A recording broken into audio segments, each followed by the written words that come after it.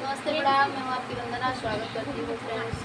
कान्हा धीरे धीरे बांसिया बजाया हो सुनाना, हम आई गई हो सुनाना, हम आई गई हो।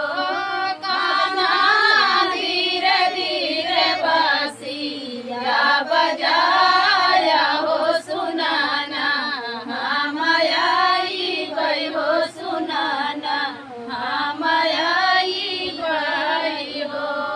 मोरी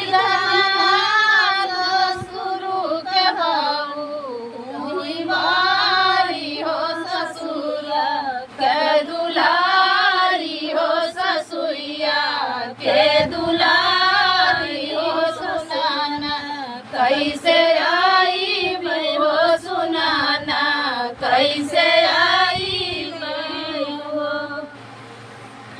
कान्हा हाल गजेवाना बनाय हो ससुर के दिवाई बई हो ससुर, हम आई बई हो सुनाना, हम आई बई हो। कान्हा ससुर साली गजेवाना बनाई हो ससुर के देवाई बई हो ससुर, हम आई बई हो सुनाना, हम आई बई हो।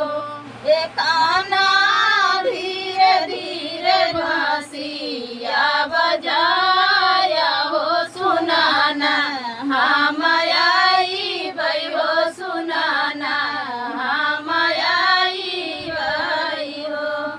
मोरे कान्हा धीरे धीरे बांसिया बजाया हो सुनाना, हम आई बई हो सुनाना, हम आई बई हो।